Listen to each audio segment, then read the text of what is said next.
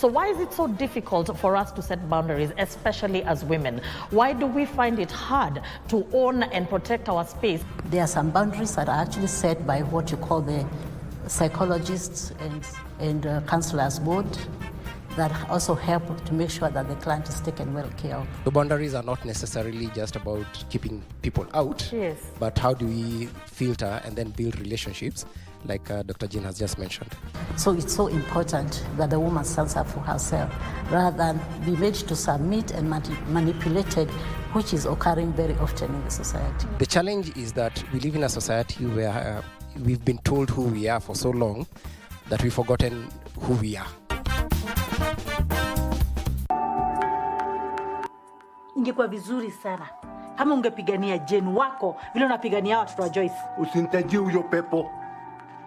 Ishindo hiyo pepo kabisa. Yaani huyo mwanamke hakuna siku ataniacha na amani na familia yangu. Ashughulike tu na boma yake. Nimekuambia urudi hivyo umekuja. Let's grow up. Let's mature. Mimi sioni shida yoyote. Acha uongo. Wewe na Joyce hakuna kitu mnafanana. I never heard the music so sweet. I repeat. Well, go on, me brethren, big things are going. Remember, each and every Monday we have to shell down the place with nothing but the best of smooth way the vibes in your favorite station. You know these things, man. Alafu kila Tuesday, kata simu tupo side, giving you Kenyan music from the 254. And of course, you can spice up your Wednesday by enjoying blazing hot hip-hop and R&B jams. We don't got no label. She say she want bottles. Vibes and vibes as we go all across Africa, Kenya, Nigeria, Ghana, all the way to Tanzania to give you nothing but the best on Afro Thursday. Make sure you make a date with us each and every single Friday with me, DJ_Liza Diva, DJ Cold, and me, Wanjiko. This is Club One Extra. Unanifanya nisikie kunyongwa. Hatija ai, mani especially ukisonga. Hii game nimecheza for so long. Really? In these last couple of days, I've done things I didn't think I was capable of. Mike, we all have our odd and dark places. Wewe pia kakuelewa. By the way ni mtiaji. Shiro is my daughter. I'm not her mother. Mike, apologize to Shiro now. Hata kwa dawa. Mike, apologize to Shiro or else. Or else what?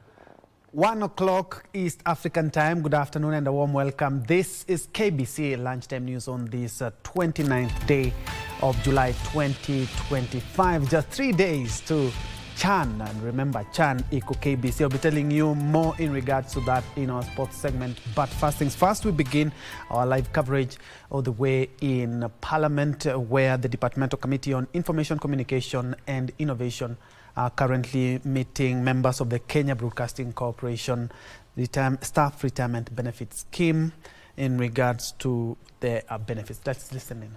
To come at that preliminary stage, the matter presented to us in form of a petition is way wider than the matters that are in court. And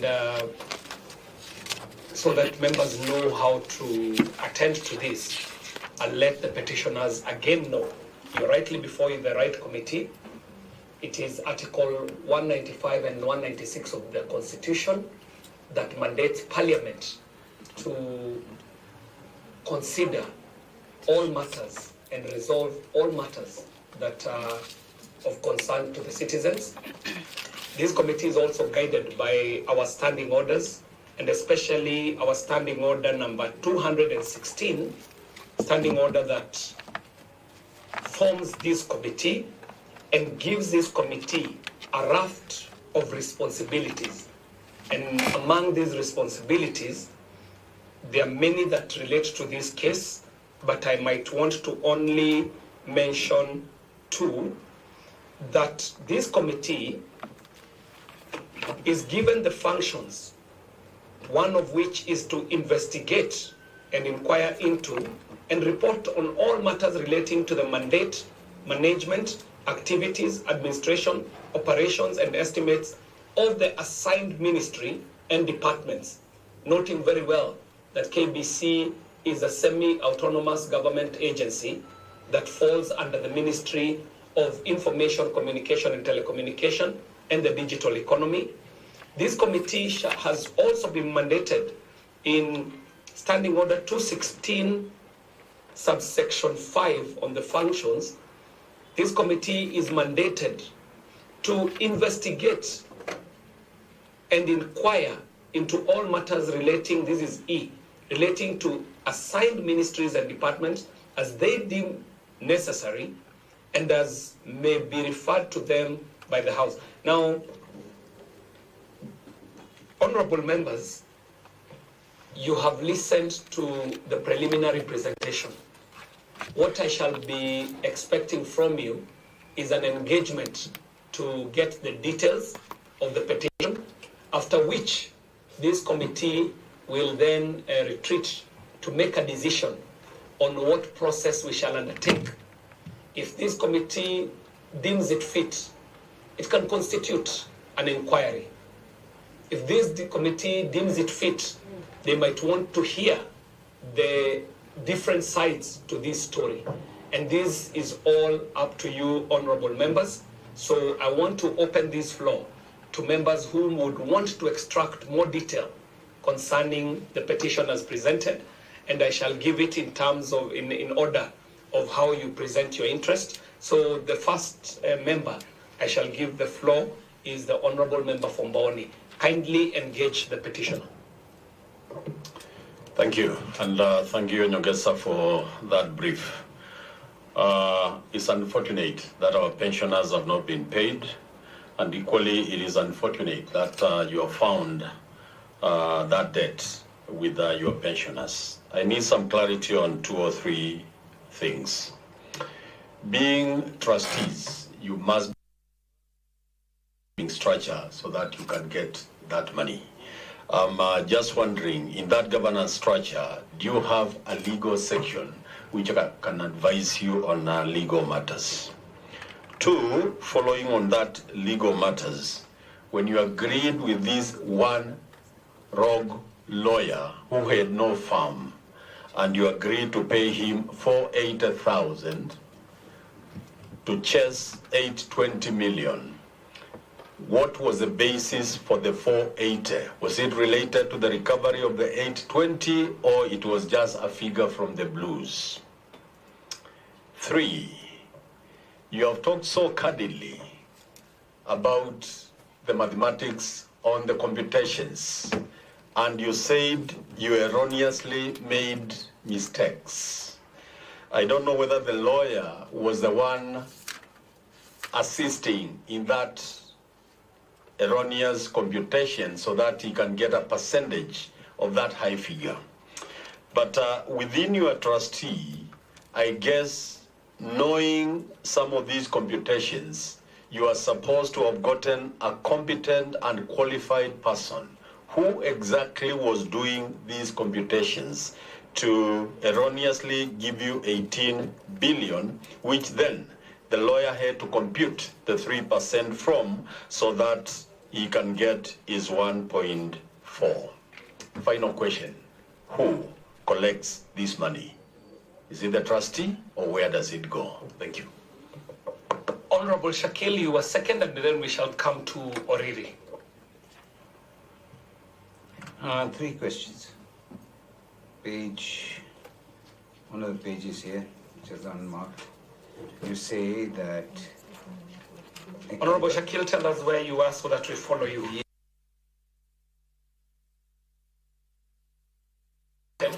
Yeah. So this document... After the introduction, first page...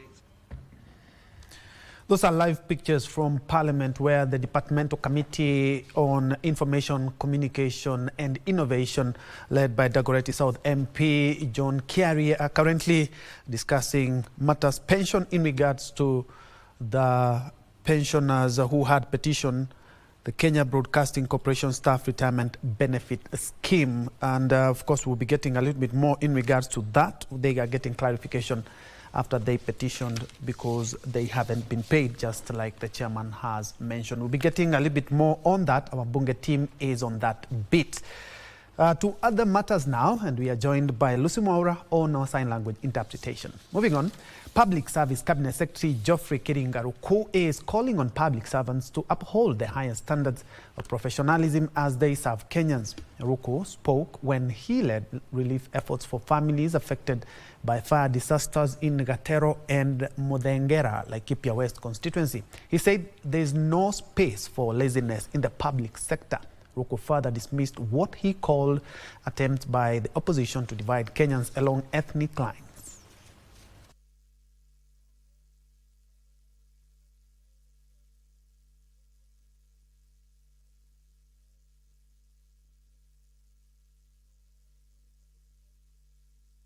Tuhakikishia kwamba tuko katika maofisi yetu mapema, tuhakikishia kwamba wananchi wa Kenya ndio customers wetu, tunawaongeleshea vizuri na heshima, tunawahudumia na heshima na tunawahudumia kwa haraka iwezekanavyo. Afadhali usikubali kaunti yetu ya Laikipia iondolewe katika hardship allowance. Hiyo tunakuomba, na tunajua civil servants wa Laikipia wanapatanga shida mingi. The autopsy report on Julie Wangui, which placed the cause of her death as natural, has been rejected by the family. The pathologist observed a ruptured blood vessel that led them to conclude that the cause of death as a ruptured posterior, commonly known as a brain aneurysm, but the family decried foul play. The turn of events led to chaos at the Nanyuki Cottage Hospital, forcing the team of pathologists to leave the premises. A 30-year-old who allegedly died while in police custody was arrested 2 weeks ago in connection with the Sabasaba protest. She was remanded at Nanyuki GK prison after failing to raise 50,000 shillings bail to secure her release after being charged with malicious damage to property.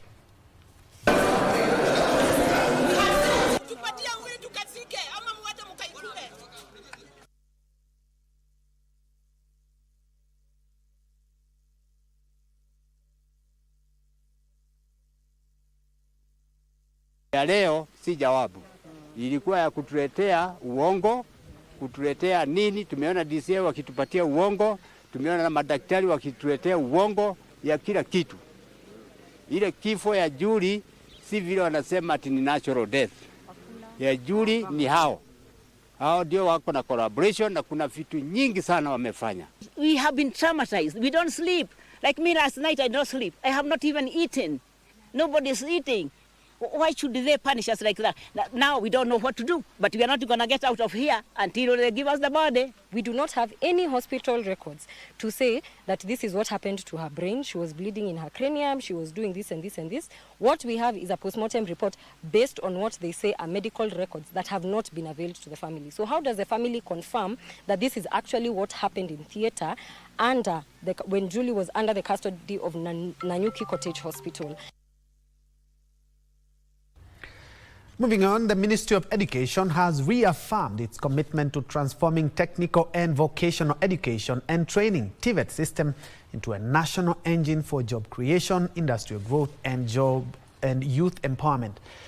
Speaking at the launch of the Africa Tech Challenge Season 10 in Nairobi, Director for TVET projects at the State Department for Technical and Vocational Education and Training, John Njue, outlined a long-term vision focused on skills development, innovation, and entrepreneurship as key pillars for economic transformation.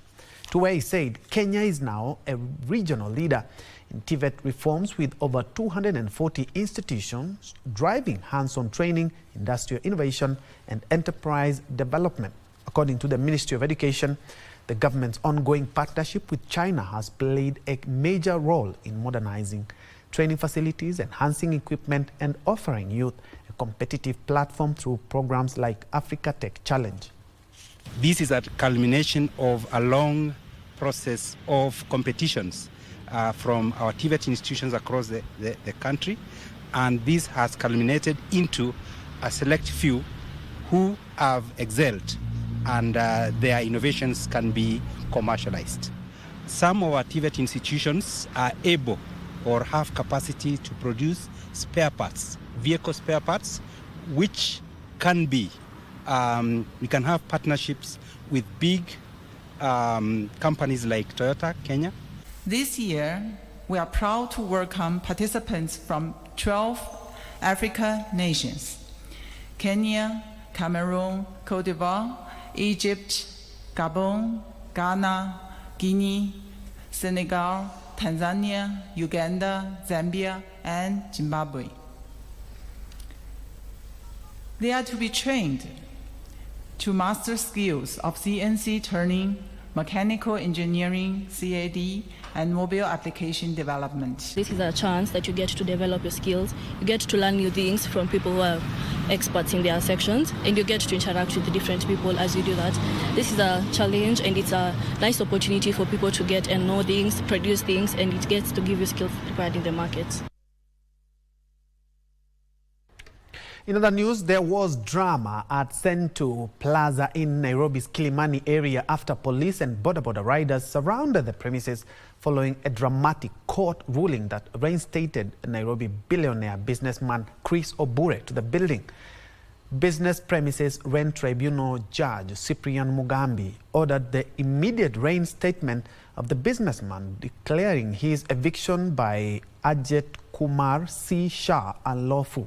The dispute revolves around the ownership and sale of the prime commercial property, with records showing that Obure paid 1.3 billion shillings in the contested transaction. In his ruling, Justice Mugambi found that Obure had been illegally removed from the premises and directed the Officer Commanding Station, OCS Kilimani Police Station, to facilitate his reinstatement. Of 1.3 billion for this building. And the person that had paid the money is actually the late brother, Ajit Kumar, and another late brother, Mr. Chandulal Shah. So there has been ukora, which has been happening in this building. I've been fighting this case since 2023. Sorry, 2023, yes, that's correct. So until today, we managed to secure an order, which I will supply to you. The order reinstates me to take over the position.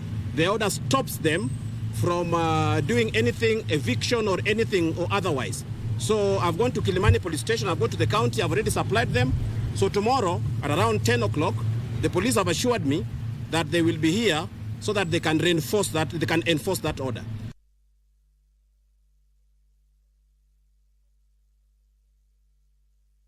And away from that, residents of Kiroe and Misobo in Ndeia ward in Limuru constituency are living in fear following the increase in cattle theft cases in the villages.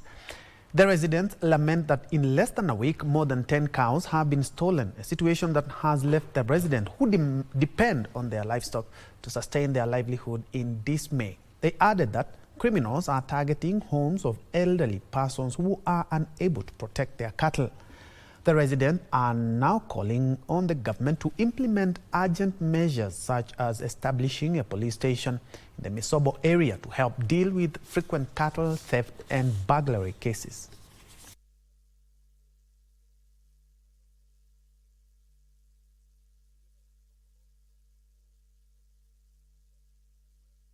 Fensi nikaona amefuja, lakini sikuona ng'ombe zilikuwa tayari zimeenda. Nilikuwa ng'ombe mbili na Ng'ombe moja ni kama 150 na ilikuwa ng'ombe mbili na ilikuwa natoanga maziwa kilo 10.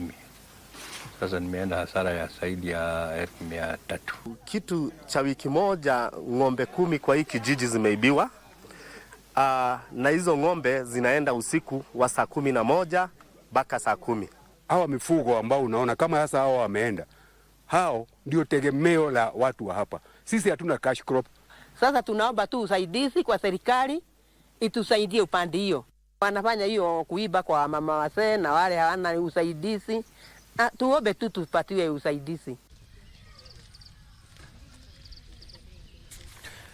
Moving on, Stephen Munyaho, who spent over a decade in death row in Saudi Arabia, returned home this morning to an emotional welcome by his family, friends, government officials and well-wishers. The plane ferrying Munyaho touched down at Jomo Kenyatta International Airport early this morning. Munyaho thanked all for their prayers and contribution towards payment of the over 100 million Kenya shillings fine to secure his freedom.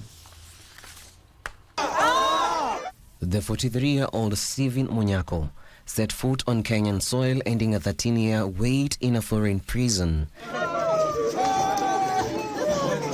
He was convicted in Saudi Arabia after he was involved in a fight with one of his colleagues, who unfortunately died from injuries sustained during the fight. As per the laws, he was sentenced to death. However, after government negotiation and intervention, he escaped the hangman's noose after his family reached out to well-wishers, friends, government officials to help raise over 129 million shillings in diar, similar to a fine paid to the widow to secure his freedom. I'm glad to be back home in Kenya.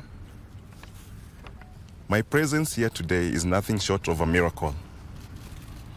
And I want to begin by thanking Allah subhanahu wa ta'ala for the gift of life.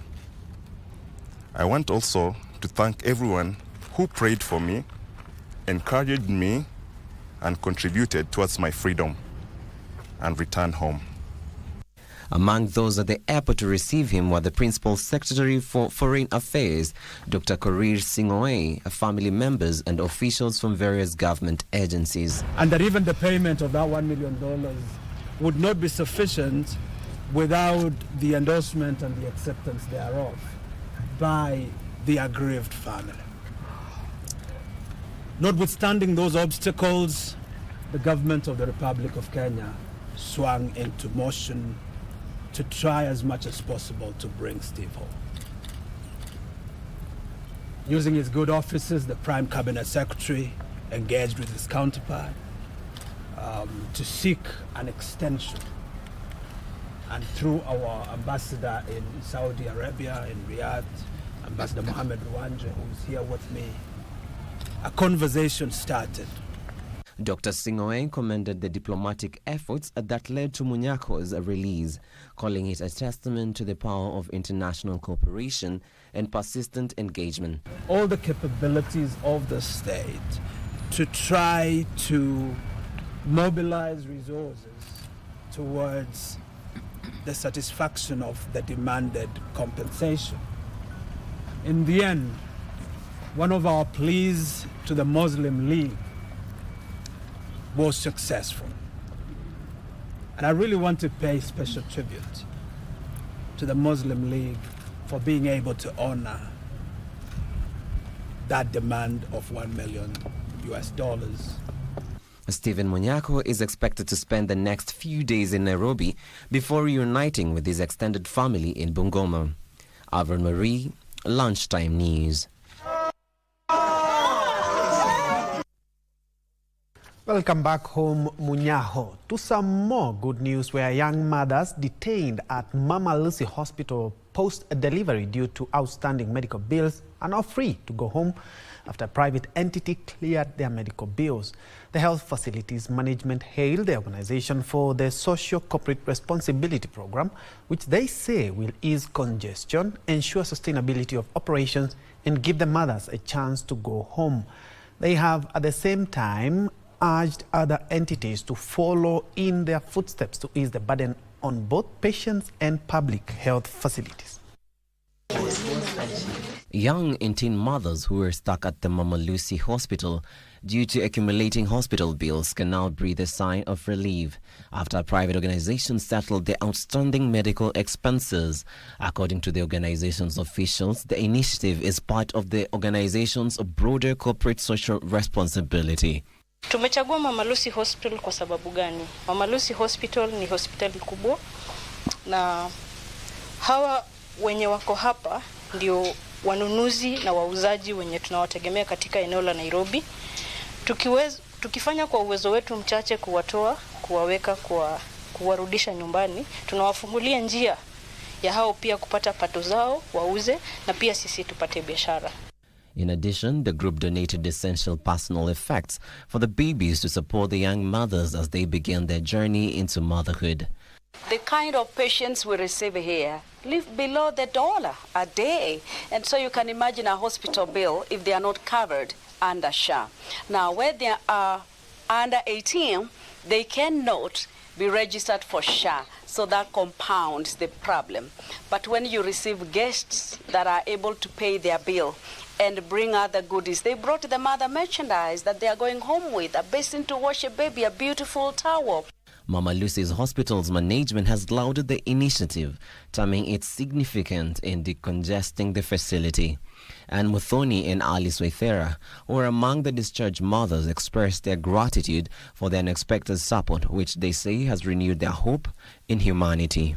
Nimekaa almost 1 week nikiwa discharge, sina bill, ikakuwa ngori hizo vitu zote, but watu wa HariConnect wamekuja, wametulipia bill, wametupe mazawadi.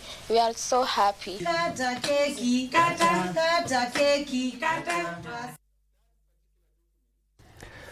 Definitely some good news to the mothers, and we need more of such institutions and people as well. Very well, at about 23 minutes past the top of the hour, you're due for a fast break, but when we come back, we still have more news. We do business and later on, sports.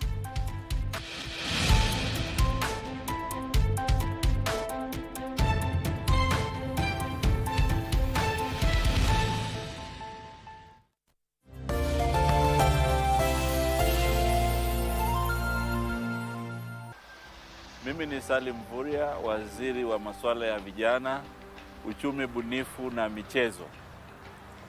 CHAN imewasili Kenya. Na waomba wa Kenya wote tuweze kujitokeza kwa wingi, tuweze kushabikia timu yetu ya Harambee Stars. Tiketi tunaweza kulipa shilingi 200, 500 na 1000. Na CHAN iko KBC Channel 1 na KBC Radio Taifa. Tukutane Kasarani. Kenya ni nchi yetu, Harambee Stars ni timu yetu, na sisi ni wazalendo wa Kenya.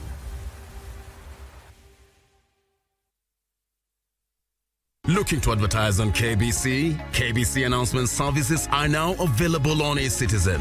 Visit kbc.ecitizen.go.ke and fill out the online application form. It's simple. 1. Complete the form.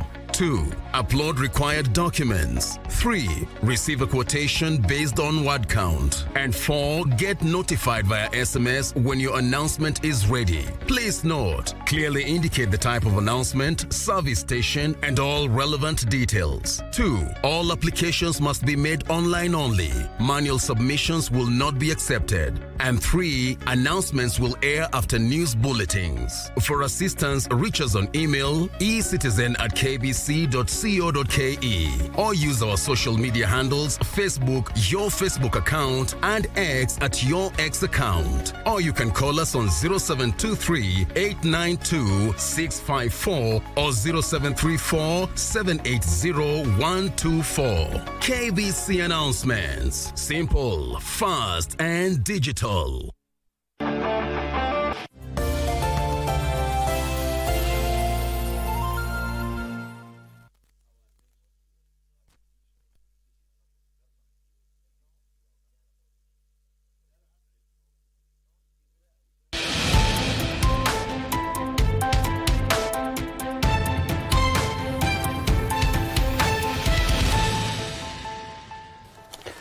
Welcome back. This is KBC Lunchtime News. So our next story, we cross over to Parliament, where the Inspector General of the National Police Service, Douglas Kanja, is currently being grilled by the powerful Public Accounts Committee in regards to why the National Police Commission was denied by the National Police Service access to audit the payroll of the service. Let's listen in. I think there's no comeback about that. Members, before she says, I want also, I bring you to speed. We have two entities here. We have the Commission and the National Police Service. So the IG is Inspector General of the National Police Service. And the reason why I'm blaming the Commissioner is the Commissioner is producing this press conference on the Commission's letterhead. And therefore, the National Police Service is using it to defend itself. That's why I'm saying he's contradicting the CEO. Yes, and that's the reason why I'm saying you are contradicting. He's saying National Police Service. And you are producing statements saying we are working together. That's... Yes, proceed.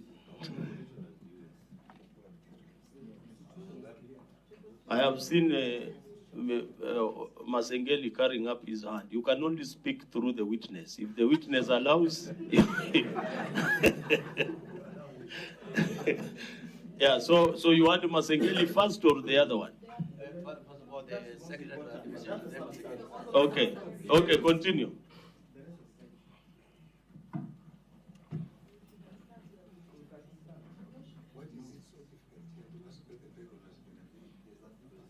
That's the question.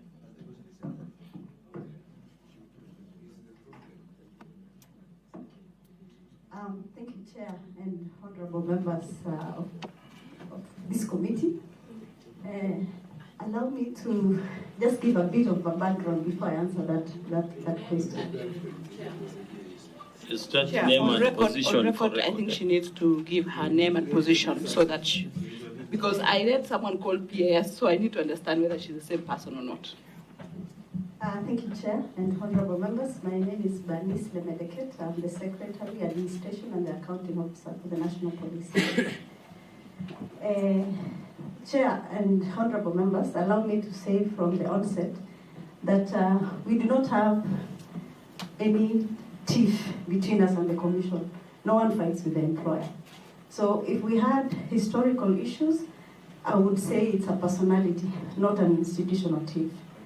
We've come a long way, Chair and honorable members, as National Police Service Commission. I am an employee of National Police Service Commission, National Police Service, employed by National Police Service. So is the IG and everybody. So any employee who works with National Police Service is an employee of the National Police Service Commission. So I don't think it is appropriate for us to say we fight with our employer. Chair, I want to submit that we work so well. Historical issues were historical issues, but we have put systems in place to ensure that we work together.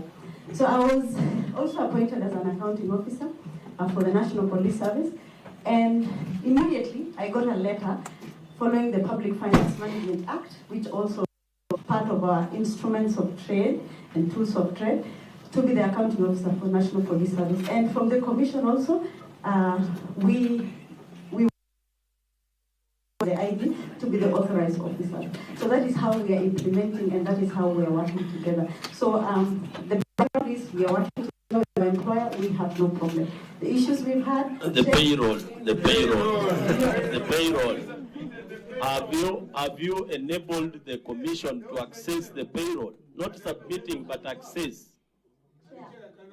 Confirm whether he has received Yes, the payroll. the payroll, madam, payroll. Chair and honorable members. So please allow me to just give a background and then answer the questions.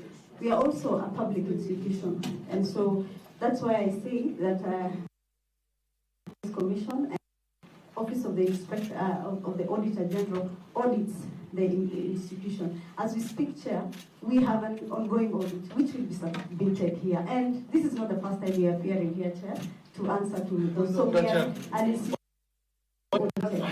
Point of order, Chair. Have you submitted the payroll? Yes, in terms of, Chair, allow me to say, so as the accounting officer for the police, any information relating to human resource in terms of recruitment, entity, Chair, we submit to the Commission, and we don't have a problem to that effect. Chair, point of order, Chair. Point of order, Chair. Yes, I think we were very clear on what queries we... Very well, that has been a live coverage in regards to the audit queries that had been made by the National Police Service Commission to the National Police Service. And you can actually see sometimes there is a confusion between the National Police Service and National Police Service Commission, but they are clearing out. They have been they're telling us more in regards to the payroll, the commission led by MP Tindi Mwale, who is the PAC, or the Public Accounts Committee chairperson. We'll be getting more in regards to that, and apologies for the weak signal earlier on. Moving on, the management of Medihill Hospital is demanding an official report from the Ministry of Health on the status of kidney transplants conducted at the facility. According to the facility's legal team led by lawyer Katwa Kigen, the report by the Independent Investigative Committee on Organ Tissue Transplant circulating on various media platforms is misleading and portrays the hospital in a negative light. We are compelled to come and explain ourselves here in very disadvantaged circumstances. The disadvantage being that as we speak now, we have not been supplied with the report from the ministry, by the committee, or by the ministry itself. In that respect, we have sent a demand letter, or we have sent a letter to the ministry and asked them to supply us with the report so that we can make a more elaborate response.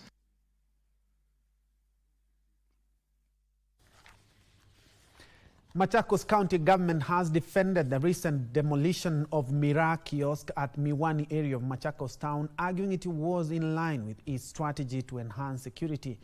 Machakos Deputy Governor Francis Mwangangi has confirmed that several kiosks owned by Mira traders erected along the Machakos-Kyombi road at the turnoff to Governor's office, popularly known as White House, were demolished following a security outcry. The Deputy Governor, however, hit out at Mavoko Member of Parliament Patrick Makau for allegedly opposing the move for political mileage.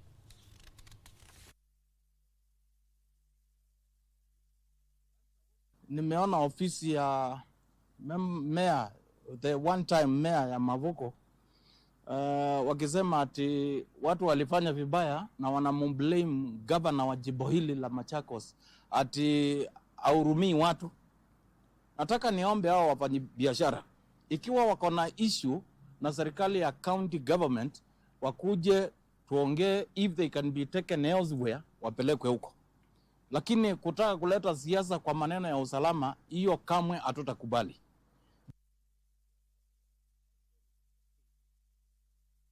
In the heart of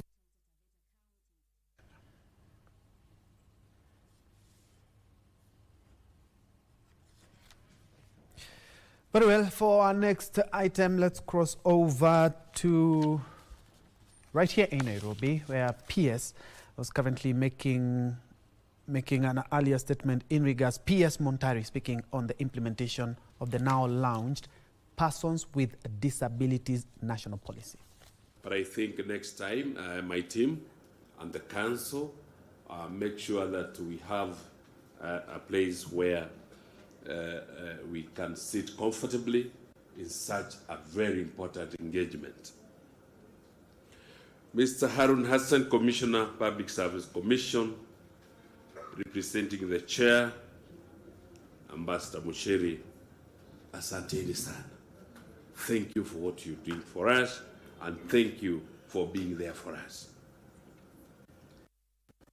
Of Kenya Disability Parliamentary Alliance, KEDIPA, led by Senator George Mbugwa, who stepped out, Honorable Martin Pelele, also who stepped out, Ms. Elizabeth Chesang, our chair of the council, thank you.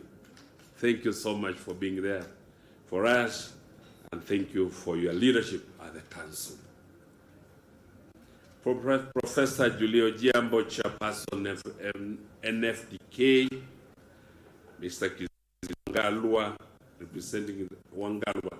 How do you say Kizito? Doctor? Is it Mr. or Doctor? Wangalwa. Very good.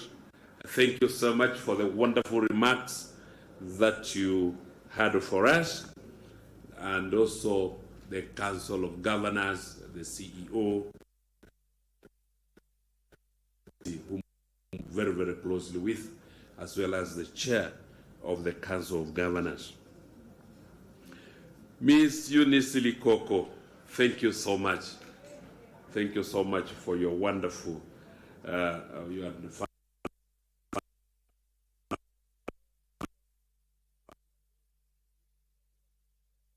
That was a bit earlier on where PS Joseph Montari of the Social Protection was outlining the policy framework that was anchored by the Disability Act of 2025 after that legislation had gathered dust for more than 10 years. Some good news. Elsewhere, farmers in arid and semi-arid areas of Makueni, Kitui and Taita Taveta have been challenged to plant drought-resistant crops to mitigate the effects of climate change. This comes as over 4,500 farmers received drought-tolerant crop seedlings and training on climate-smart agriculture. Teresia Mutahi with the details to turn the farmers' fortune in the wake of climate change. Beta County, Chawia Ward. Farmers have gathered for a field trip and a training session with agricultural extension officers.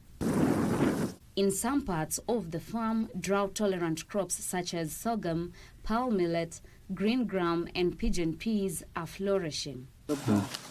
And in sharp contrast, some parts of the farms are dotted by drying crops attributed to the changing weather patterns.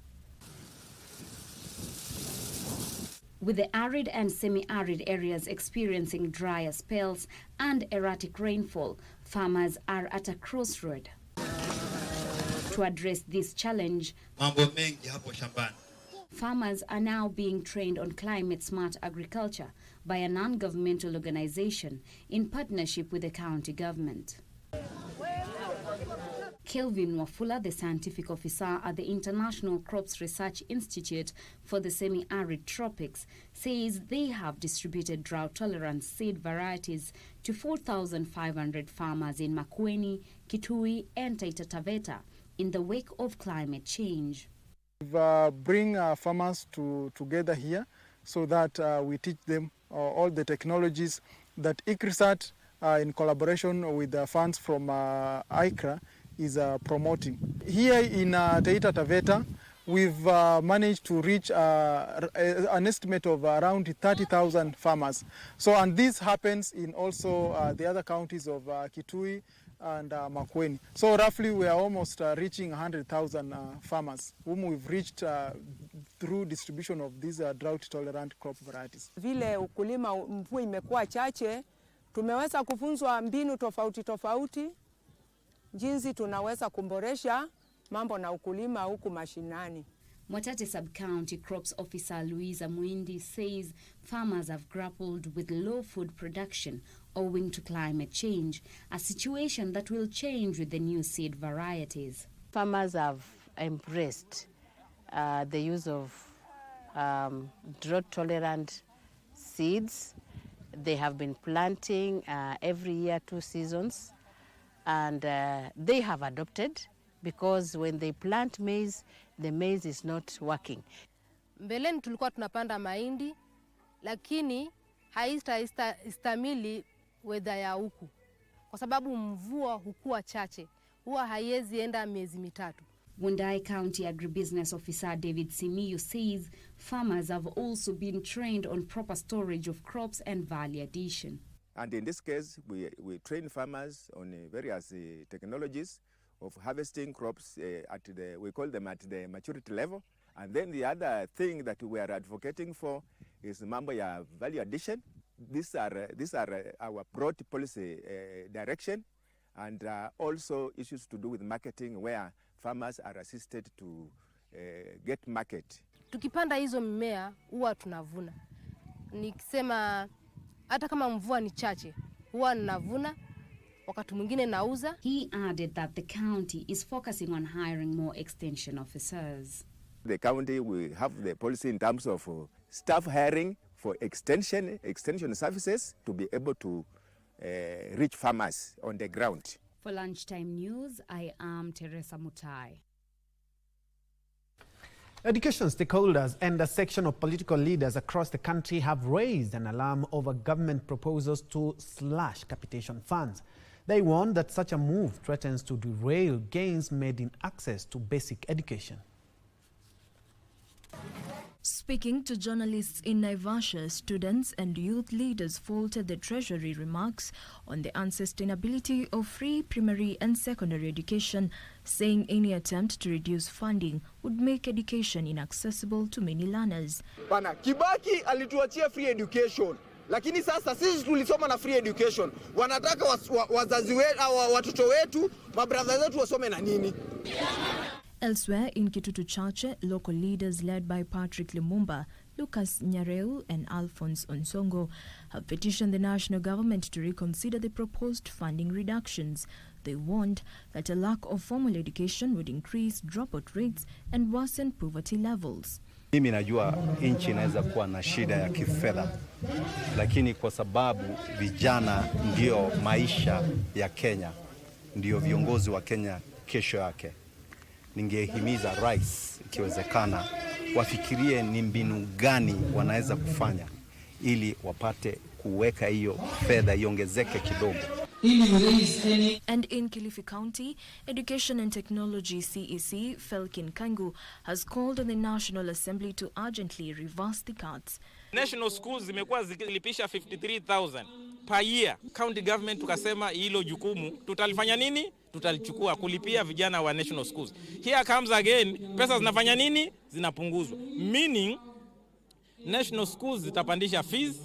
The burden to the county government here will be higher in terms of the financial commitment. So hiyo ni kumaanisha kuna programs zingine pia nazo tutafanya nini? Tutazishelf. Meanwhile, in Kakamega, a group of leaders welcomed President William Ruto's recent assurance that education funding will continue. Navaholo MP Emmanuel Wangwe and Manga Ward MCA David Kivishi praised the president for calming public fears while urging fellow politicians to stop politicizing the matter. Naambia tu wanasiasa tafadhali, tusiingize siasa kwa mambo na elimu. Elimu ndio nguzo na ndio msingi wa maendeleo, and the future lies in the education. Kazi ya CDF inaendelea na wanakandarasi ama contractors wako kwa mijengo yetu ya Malava wanafanya kazi. Jacqueline Masharia for Lunchtime News. Still on education, East Africa Legislative Assembly MP David Ole Sankok has urged the Maa youth to embrace education as a means to ending the circle of poverty. Speaking when he hosted Nkare Ngiro Secondary School dancers during the recent music festival in Nakuru, Sankok said education is the only equalizer and disclosed that in the recent past, the Maasai land subdivisions have led to depletion of resources, leaving the community vulnerable. The school principal, Sela Kiluo, gave a history of how the school started with just 25 students, 2 classrooms, and 1 TSC teacher 2 years ago. It has since grown, and in 2024, the school managed to send 17 out of 30 students to university. She encouraged students not to shun their schools as no human is limited. Maisha yako inaenda kombo. Kwa nini? Baba yako alikuwa na ng'ombe mingi, kwa sababu shamba ilikuwa eka 300. Baba wako alikuwa mkulima hodari, kwa sababu shamba yake ilikuwa eka 200. Saa hizi tukigawa mashamba, ukipata nusu eka ama eka 2, ile ngano utapanda wapi? Ile ng'ombe mingi utaweka wapi? Lakini ukiwa na hii, basi hata ukienda Tanzania, hata ukienda Europe, bado wewe unaheshimika.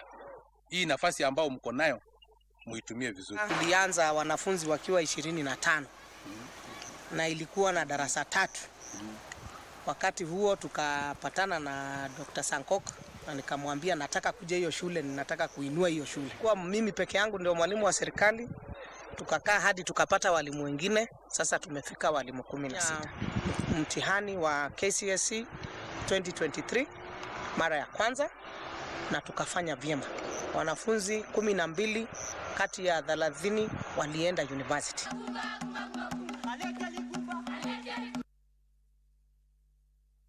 Elsewhere, a section of women in Kakamega County has initiated a movement seeking new political leadership in the region, expressing dissatisfaction with the current administration, which they accuse of lacking accountability.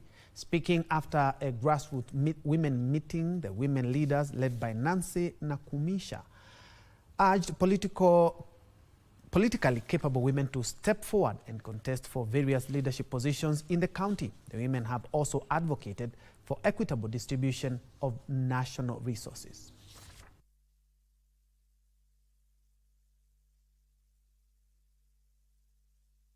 Most of the resources allocated do not get to the common person on the ground. So basically, that's the reason why we need a woman to come up strongly to stand for the rights of these people. I believe with my connections locally and internationally, we will link together and encourage women to be in politics and support other women, especially from the rural areas where the other politicians have not reached.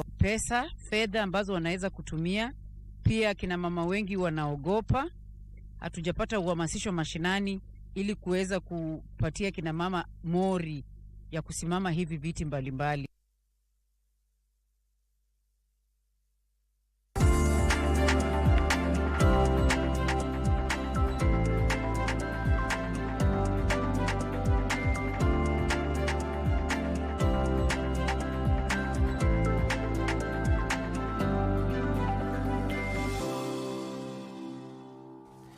In business, CFAO Healthcare has expanded into the East African market following the full acquisition of Kenya private pharmacy chain Good Life Pharmacy.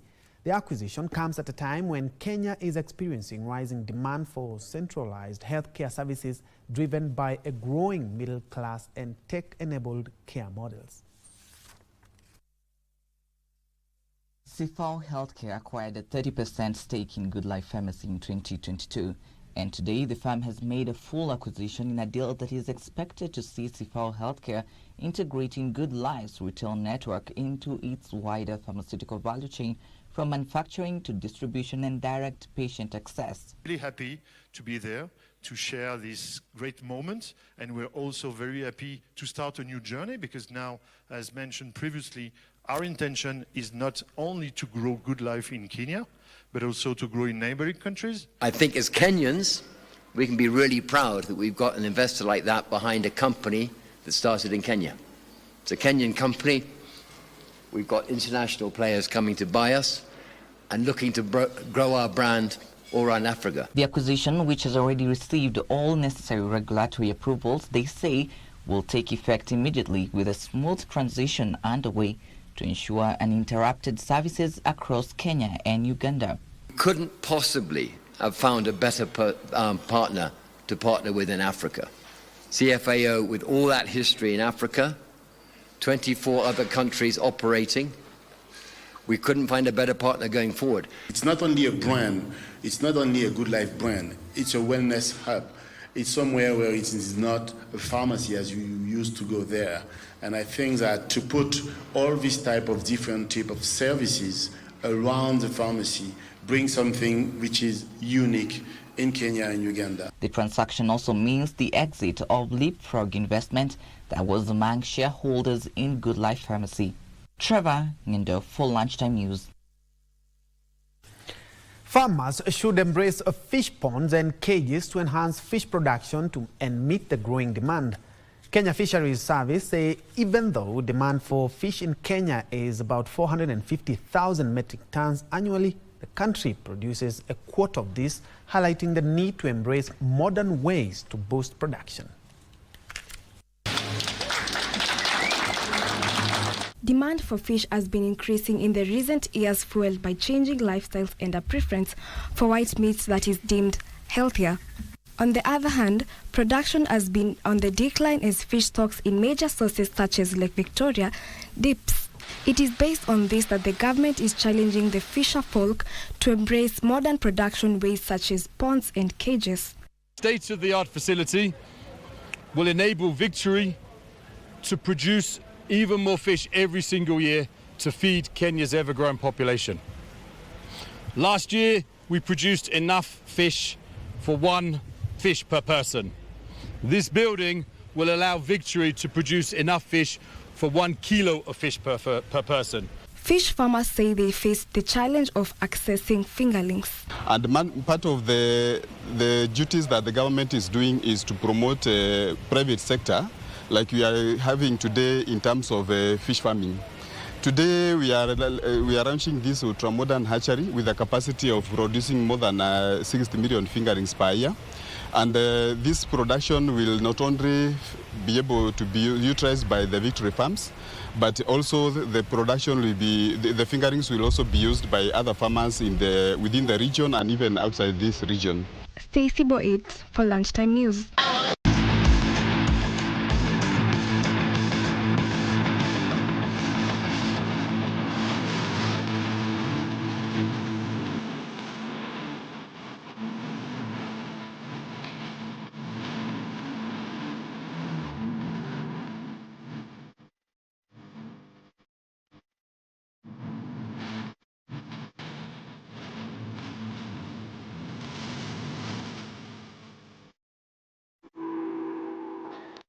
Let's now tilt the lens and focus on matters sport, where the battle for handball supremacy is back. The Kenya Handball Federation Super Cup competition knockout kickoff this weekend, with top teams from across the country eyeing bragging rights ahead of the new season. My colleague Dan Mwendwa has that report.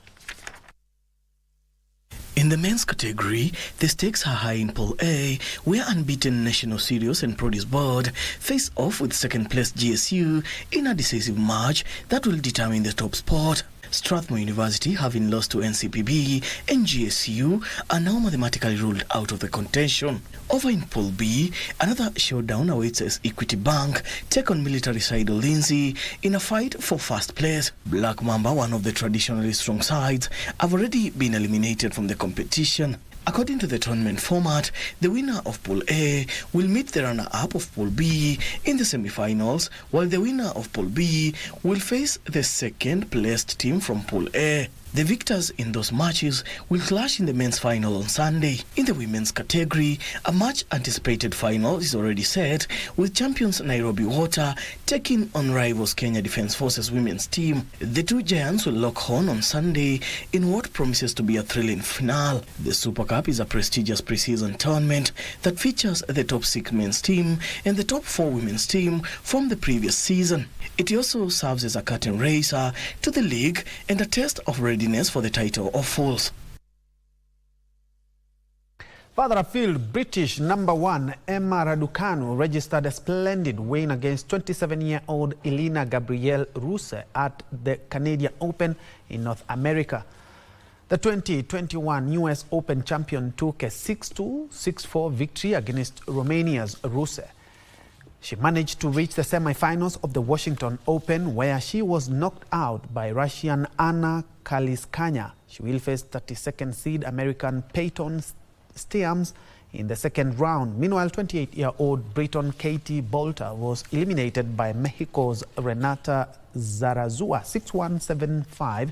And on the other hand, 2 times Australian Open champion Naomi Osaka outclassed 23-year-old Ariana Arsenaulte 6-4, 6-2. She will face 26-year-old Lidmila Samsonova.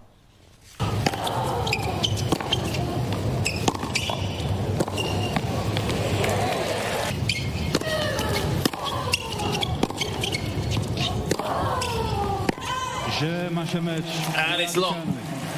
Well, it wasn't vintage Raducanu.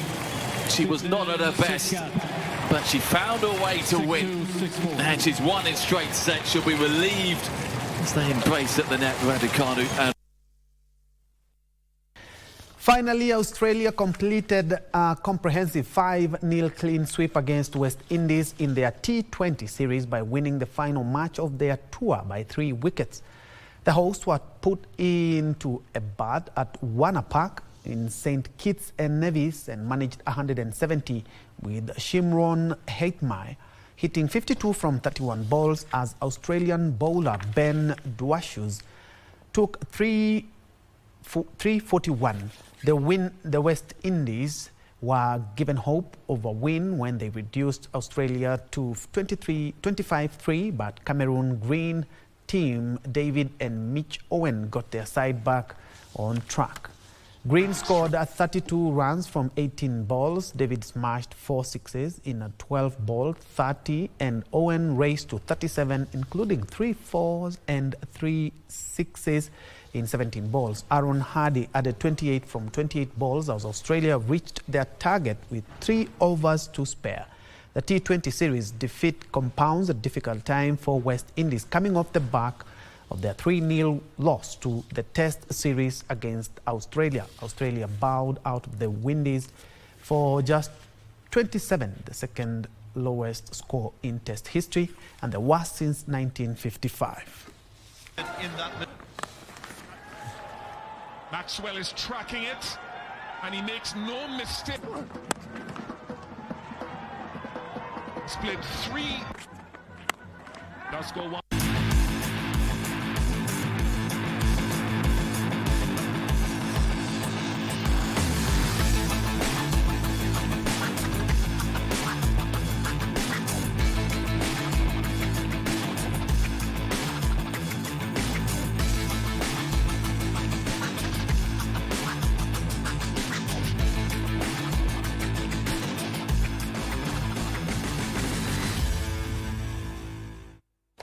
We are done with the sports, but a quick reminder, we only have Wednesday, Thursday and Friday. Remember, Saturday we have the opening ceremony for the Chan 2024 right here in Kenya, Nairobi. And just to inform you is that the tickets for the first Harambee Stars match, that is Harambee Stars versus the DRC, our neighbors, totally sold out. Over 48,000 fans will be filling in the stadium for that match. But of course, we will be keeping you updated with all the latest happening in regards to Chan. My name is Bentro Njue. Many thanks indeed for joining us, and Lucy Maura has been my colleague in the sign language interpreter. Maurice Medamo has been my director for the bulletin. Do have yourself a blessed afternoon.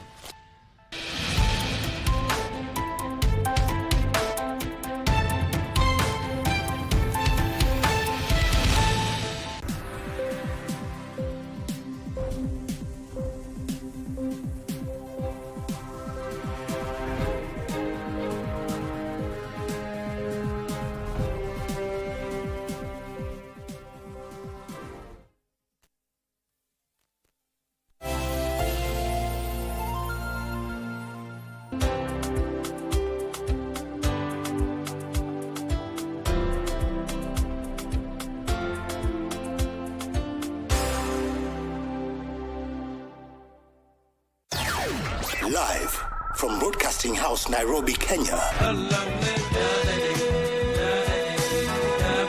This is KBC English Service. Welcome to Beat Time Show, the very best of the 80s and 90s with me, John Korani, JK. Timeless music hits across the decades. This is the place to be after you've had a tough day. Here we celebrate love and life.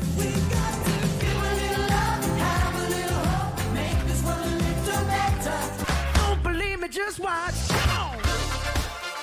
The sound of